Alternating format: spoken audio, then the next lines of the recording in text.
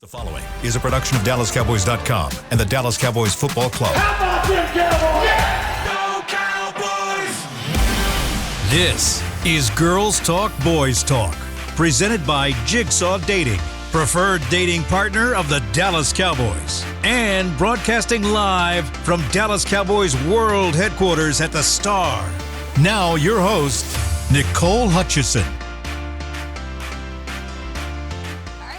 Cowboys Nation to Girls Talk, Boys Talk, presented by Jigsaw, the preferred dating partner of the Dallas Cowboys in the SWBC studio. I'm Nicole Hutchison alongside Aisha Morrison and Christy Scales. And ladies, it is a Victory Monday. Wow. Don't we like the sound of that? It was a game. It was a game. The Cowboys getting the job done on the road in a hostile environment, shorthanded on both sides of the ball. Yes. Freaking turnovers all over the place, blocked field goals. Oh, my goodness, the list can go on. It was stressful. Stressing me Penalties. Injuries. A lot to talk about. A lot to talk about, ladies. Not how much time? In a little time. I know, right? I know. But that's why we had the whole rest of the week to finish unpacking Got to hear from Mike McCarthy. Got to hear from Mike McCarthy. Some good stuff coming from him. But just I'll start with the last drive. I mean, 4th and goal, Jalen Tolbert stepping up when needed because, of course, Brandon Cook's not there. What did y'all like from this offense that y'all saw on Sunday? Well, specifically that final drive, just how multiple it was in terms of ball distribution. Yeah. And one thing that McCarthy was just talking about was the offensive line playing well enough, holding up well enough, and giving him, in Mike McCarthy's words, as a play caller, a 50-50, meaning run or pass, and then Dak, the trust and everything to go to young players. And McCarthy referenced, he knew he had that screen pass ready to go to Hunter Lipke. Yep. Used it a little bit later in the drive than he anticipated. But I thought that's what was so impressive, because you knew that the Steelers were going to concentrate on CD Lamb, and especially in the second half. It was a near shutout, again, of CD in the second half, but the other guys rising to the occasion and everyone doing just enough, especially with the injuries in the first half, to come out with a very hard-fought, very gritty victory. Excuse me. Yes, absolutely. I mean, Christy, you mentioned them, just doing just enough. I mean, I would argue that this offensive line did more than enough in the sense of, we've been waiting for this run game to get going. Mm-hmm. And I know for me, I've been saying, I want the run game to get going to open up the rest of your offense and things like that. But another thing that the run game does is wears people down. Mm-hmm. And if you are paying attention, towards the end of that game, those Steelers players were tired. Cowboys players were tired too. You could tell there was some hands on knees and Well, it was 1 a.m. It's late. Eastern time. It's late. It's late. But I'm saying, as far as the physicality that took place in the run game and the push they were able to get, doing some things, really wore down that Steelers defense towards the end of the game. Mm-hmm. And those last two drives, them dictating pace and Mike McCarthy just saying, we wanted to have, move effectively down the field. For them to be able to do that despite having some penalties that could have set them back, because I think that last drive was 1st and 20. Mm-hmm. You started at 1st and 20 because you had a false start, right? If I'm not. So to overcome that, even in itself, and then move down the field and go score, speaks to, how bad they wanted it. And I thought the offensive line did their job last night. Yeah, and what have we been talking about in terms of third down conversions and not being able to sustain drives, or the run game's not going because you're not getting enough trips to the plate? 60% conversion rate on third downs yesterday. The Cowboys ended up on offense with 76 plays. Yes. You normally, between 60, 65 is kind of average for an NFL game. You're having a pretty good day on offense if you're getting 60 to 65 plays. And the Cowboys having 76, and I believe the Steelers only had 58 on offense. So exactly what you're saying, Aisha. I think the Steelers defenders were getting worn down. And we talk about plays pretty much left off on the field too, because 4 trips to the red zone, 2 red zone turnovers. That's Wow. something. Wow. So I don't think the issue was never of how Mike McCarthy can, cook up some things to drive down the field. It's just always punching it in the red zone and those self-inflicted wounds. But you talked about how the defense was kind of worn down, the Steelers. I was looking at the first half rushing stats. The Cowboys only had 23, but they, of course, ended the game with 109. So certainly improvement there. But what about Rico Dowdle? Can we, give him some, Very some exciting. flowers? I was excited to see him get going. And certainly I think this game he established himself as that running back one, which I'll think. Oh, yeah, absolutely. I mean, again, I think we've been talking about it. It starts with that offensive line and some of the push they were able to do. They did some inside-outside zone. They did tosses. They did bubble screens. They did Reverse they did some motion. They did, and also, too, but they saw success in their combo and duo blocking. Thank you. Which Excellent. Yeah, which we that's watched them do and have a lot of success in during training camp. And if you're not mistaken, that's what teams kind of have done to you in their run game. So seeing Terrence Steele and Zach Martin kind of start to become that tandem again a little bit. I think your offensive line, despite the injuries and some of the stuff that happened, is starting to find some cohesion because that road, it was loud over there. It was loud over there. Extremely Really? loud. Yeah. Even with an 83-minute weather delay before kickoff. That's what Mike I'm looking up, McCarthy was saying. like nobody left. Nobody left. Everybody stayed. Wow. It was amazing. Yeah. Kudos to all of those fans. Yeah, but it was loud in there. And for this offensive line, I think pass rushers will say, we rush as one. But the offensive line, a lot of their movements were in unison. Yeah. And I think you saw that with the push that they got. The tight ends did some good things blocking as well. So with Rico Dowdle, I think he's just getting more experience. This is the first game where I'm seeing him start to slow down, process, look at what he's being given, and then you see him bounce outside. You see it. You're starting to. The more experience and rhythm he's able to get in, because again, they haven't really been able to get into a rhythm. They're giving him more snaps. He's able to read the defense, make some decisions, and then use his ability to cut up field or bounce to the outside or run in between the tackles. So, yeah, exciting for him. He had the pass, the 22-yard Yeah, touchdown you know what was fun pass. about that? That was really cool. Was in that formation, I thought there was some real creativity. There was. In the play calling and some of the design, and so for that one, they had little Cavante Turpin in the backfield. And they had taken Rico and put him basically slot right. So something that surely Pittsburgh I would think that they hadn't seen that and weren't really expecting I that. hadn't seen it yet. And it's fun for the players too to keep engaged in that way. Rico to get to do something new and different. Not that he's never sent out on passing routes. We know that he's very effective as a pass catcher, but to be utilized that way and in that particular situation and the use of personnel, I thought that was really fun. What'd you think? What do you think about his performance? I thought it was great. I know he had a career day, 87 yards on the ground, 20 carries, but something that I loved was they're finally starting to give him more touches. Something that Mike McCarthy's been talking about all year is that they haven't had the good amount of attempts.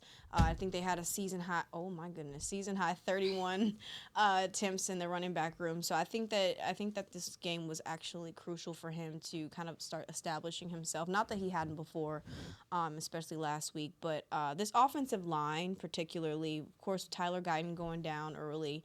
And then you had Brock Hoffman come in for Zach Martin at guard. Then TJ Bass coming in, making the switch. Tyler Smith out to left tackle. Just the way that they were still able to have that cohesionness despite not having your starting left tackle, not having Zach Martin for quite some time. What did y'all think about that? I think they understood what this game was an important game. Yeah. I think they understood that it was important to, what they want to do. They got a nice little gauntlet coming up. But they have played defenses kind of like this already, So I think that talking to the guys in the locker room this past week, they seemed prepared for this game. I will say, as far as the offensive line goes, I know we talk about Tyler Smith and how great he is and everything, but his doing what he did last night, y'all, this is not normal. And I feel like it's a little understated what he's been asked to do. I know he hasn't been practicing at left tackle probably, and just having a kick out there and go against, one of the best defensive lines. I mean, Nick Herbig went down in the third quarter, but even so, that defensive line could get after it. And for him to come in and be stealthy like that, TJ Bass, these are not, because he plays right guard for Zach Mm-hmm. Martin. It's not like he plays a lot of left guard, which is what he had to step into. And even so, let me make sure I give Terrence Steele his flowers as well. Absolutely. Because Terrence Steele is a guy that has been, struggling, and he's going up against some of the best edge rushers in the game as well. But I felt like he held his own, and he found some things going up against T.J. Watt this game. They did have some guys over there helping him sometimes, but most of the time he was one-on-one. But I think the run game helped him. Yes. And that's what I'm saying, running the ball is not just for decoration. It also, too, they also did a good job of making these edges chase them. Yeah. They did things to get these guys, this defensive line, sucking wind because they're on the move.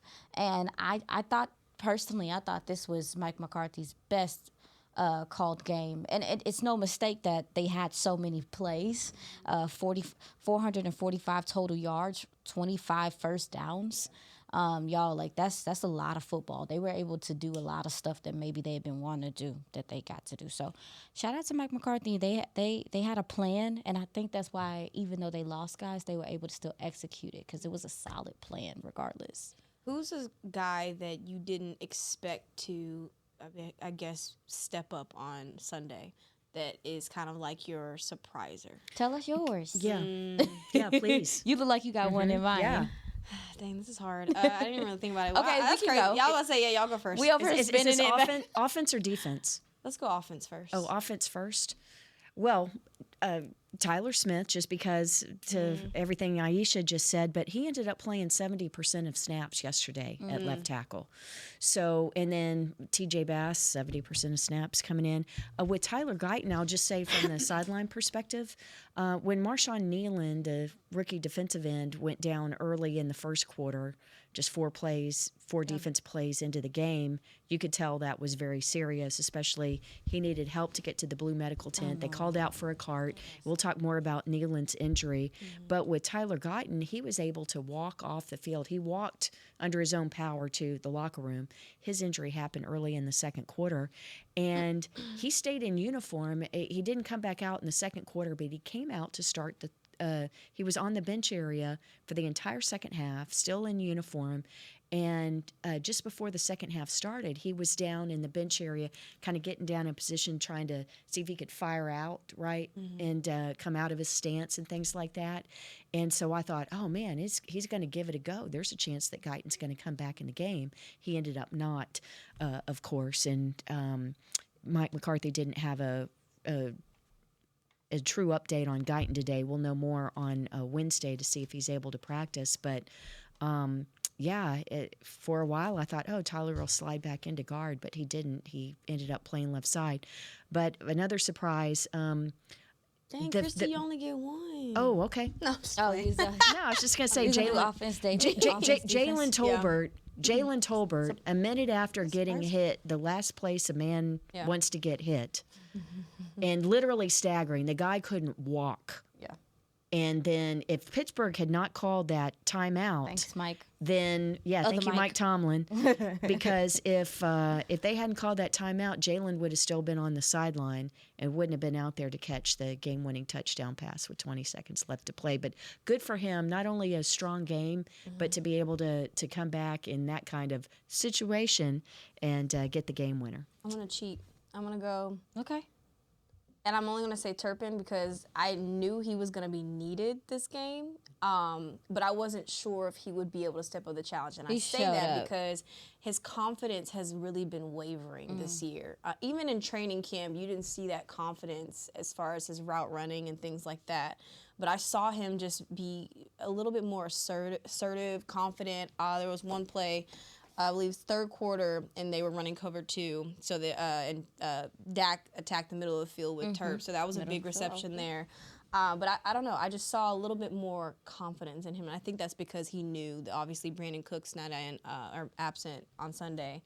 he was a guy that was going to be needed. Even Jalen Tolbert, a lot of those guys are going to step up. So Yeah, I'm he's sticking with getting Turk. comfortable. To your point, I think they use him as a decoy. He was clearing guys out and doing some things like that. But he is just, I honestly felt like he had a good camp. And we just haven't seen the stuff that he was doing in camp on the field this year.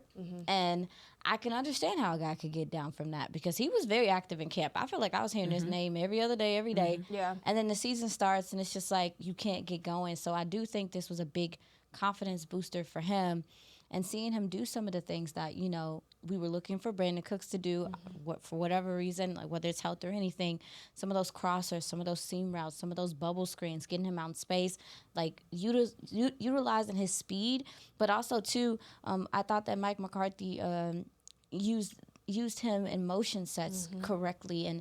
And now that people see that he is becoming a receiving threat, they're going to honor when he starts moving across that line of scrimmage. You best believe they're going to be carrying someone with him through the formation and stuff. So I thought that was great, too, to your point about Kavontae Turpin. My guy is going to be on the defensive side. Weird enough, he only had 2 pressures. Oso Odigizua. He really, if you look at him, you did see him getting some penetration. You saw the get off and stuff. But, yeah, they committed to stopping him and double teaming him. He was double teamed on 50% of all of his snaps. But he did a good job of stacking, shedding, and being disruptive with his hands despite, he played 24 pass sets. And they double teamed him on 12 of those. And what those were able to do, though, was open up lanes for other guys and, allow these linebackers to get some blitzing pressure and stuff like that. They brought Kendricks. They brought DeMarvion Overshown. They brought a couple guys off the edge. So, I wanted to highlight also Odigizua because double teams are something that he actually has struggled with. This is a 3-techie guy. He's not a 1-tech. He's not big in that way, but I thought that he handled what they were trying to throw at him pretty well last week and yesterday, and it did open up things for Linval Joseph, who I think had probably his best game since he's been signed here. Carlos Watkins quietly is a very good rotational piece, if only to give your stars a breather. They are giving you something from that position, and I think that's also what's helping your edges as well. They defended the run as good as you could defend the run yesterday. I don't really care what anyone says. I know the Steelers had some backups in, but being able to contain Justin Fields in the way that they did was impressive to me. All right, well, we're going to go ahead and take our first and only break of today's Oh, show. we gotta because go. It's a real short show today, but we'll be right back with more Cowboys Steelers breakdown. And you're watching Girls Talk Boys Talk, presented by Jigsaw, the preferred dating partner of the Dallas Cowboys. We will be right back. It's the official men's skincare brand of the Dallas Cowboys, Jack Black. And right now, Cowboys fans can get 15% off their $75 order. Plus, because every deal needs a playmaker, your order will include a free 5-piece skincare set and free shipping. The Jack Black Playmaker is 4 of Jack's favorites and a full-sized intense therapy lip balm. Make a play for the Playmaker at getjackblack.com/Cowboys with the code CowboysVIP. That's getjackblack.com/Cowboys with the code CowboysVIP.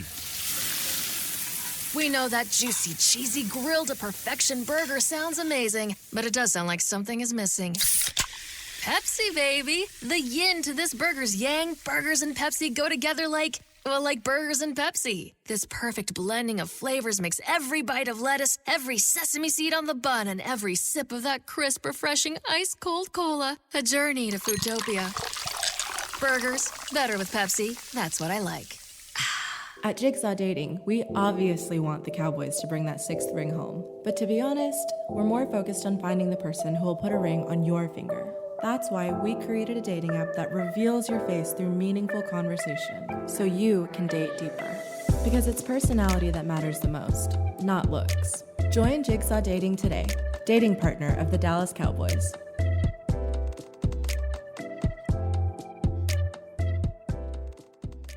The Dickey family always mandated that the only Polish-style sausage worthy of their restaurant must have high-quality coarse ground beef and pork, rich spices, and fresh natural casings. We still serve it to this day, and it's so popular, Dickey's sausage has been named the official sausage of the Dallas Cowboys. The perfect matchup on game day. Dickey's Barbecue Pit. No one outsmokes us. Order at dickeys.com. For groups, call 866-BARBECUE. Dibs on the ribs.